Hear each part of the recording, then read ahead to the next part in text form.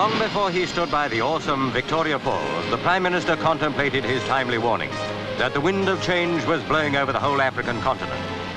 Moving on to the latest showpiece of the Rhodesias, the Kariba Dam, he may have reflected on the contrast between constructive genius and man's political immaturity. For in the Central African Federation, as elsewhere, strife between white man and colored can be ignored no longer. Witness the attitude of Nyasaland, the third member of the Federation. At Blantyre, Dr. Banda's supporters much in evidence.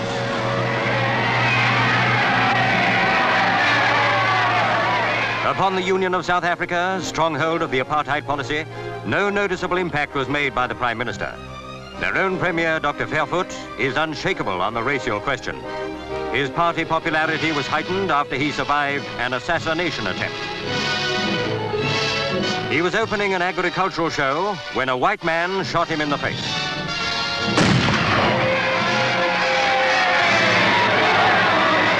Plainly in Africa, 1960 was going to be a difficult year. Opera House guests at Covent Garden knew that for General de Gaulle, too, anxious months were ahead. On his state visit, the Queen and her people welcomed him back to England. For a few hours, perhaps, he forgot Algeria. In Algeria's neighbor, Morocco, the town of Agadier was wiped out by earthquake and tidal wave. 12,000 people died. Nature was showing that she, too, can practice total war. In Glasgow, disaster of another kind. A whisky store ablaze. 19 firemen killed, damage close on £10 million.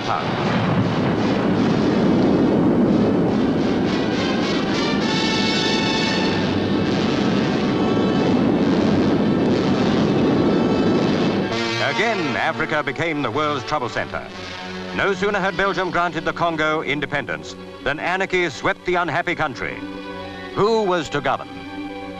Lumumba took office only to find that armed rivals swarmed the political stage, the streets of Leopoldville a battleground. Russia gave lip service to Lumumba and declared the United Nations responsible for the civil war. Then Moscow reaped the propaganda harvest of all time. The spy plane trial of American pilot Francis Powers brought down on Soviet soil. Present were his wife, father, and mother. The sentence was 10 years. So to the United Nations in arrogant high spirits went Khrushchev to attack America for spying, you know itself over the Congo, and for good measure, Dag Hammarskjöld.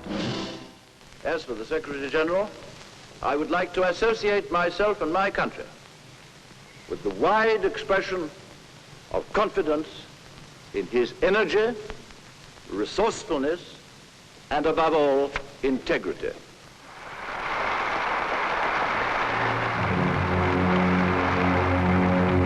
Meanwhile, America's nuclear submarine Washington was at sea, armed with 16 Polaris missiles. What a triumph when the first was successfully fired from under the sea. Perhaps Polaris is the complete deterrent. Britain's first nuclear sub-dreadnought was launched by the Queen.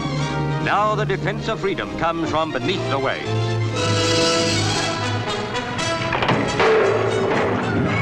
Dreadnought was the name of the first battleship of the modern era, launched before World War I.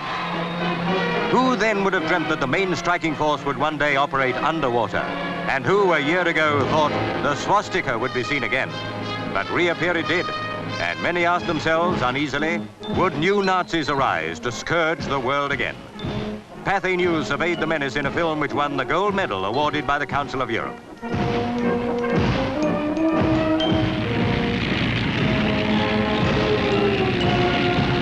A royal year in many ways was 1960, and the first newsreel pictures of baby Prince Andrew were taken at Balmoral.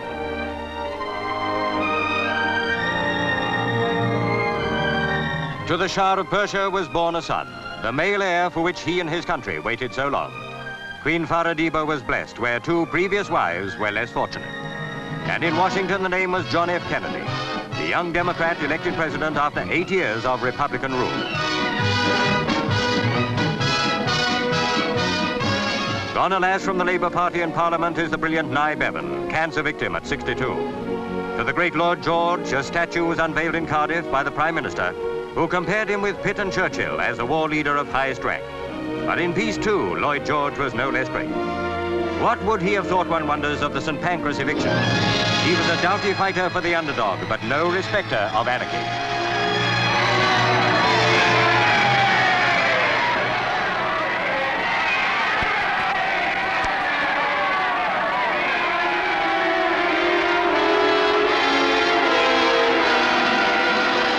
The strike of seamen holding up the Queen Mary and many other ships cost the nation millions before it petered out. Inconvenience to Atlantic passengers on the big liners was only part of the deplorable story. All roads led to Rome in 1960, Olympic Games here. That great Australian Herb Elliott, here winning the 1,500 meters, was outstanding among the world champions.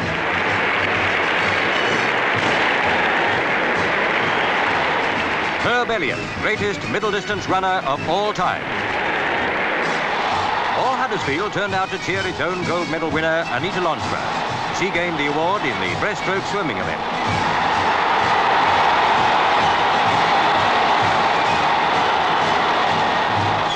When into the Olympic Stadium burst Don Thompson, Britain cheered another gold medal. In the broiling heat, Don won the 50 kilometers walk, winning by 60 yards.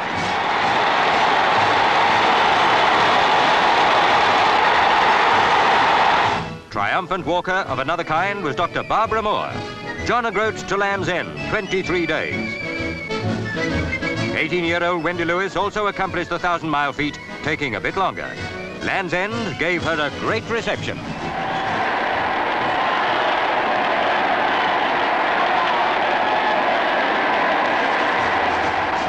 Sport of another kind, fighter brawl. Brian London versus Dick Richardson.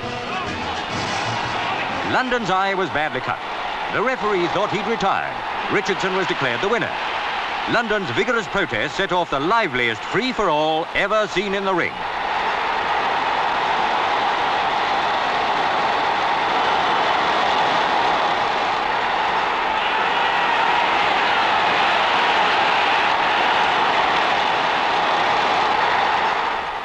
All very amusing for the spectators, but not a credit to the sport. The Boxing Board of Control fined London £1,000.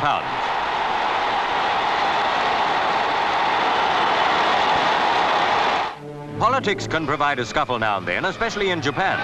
Several members disliked the proposed treaty with America. Poor Mr. Speaker had to be dragged to his chair before the treaty could be ratified.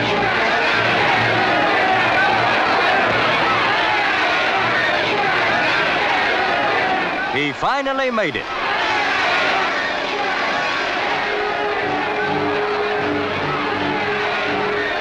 In Birmingham, there was agreement all round when Charlie Lee pushed the boat out in a new way.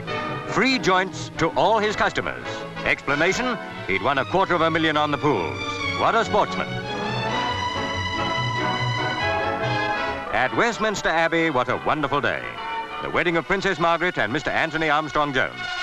And how unforgettably lovely she looked in her gown of white silk organza of classical design, affectionately watched by the congregation of nearly 2,000.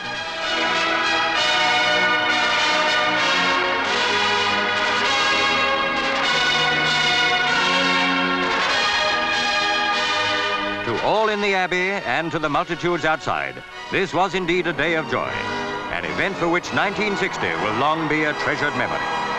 To the Princess and her husband, the whole British Commonwealth wished a married life of all possible happiness.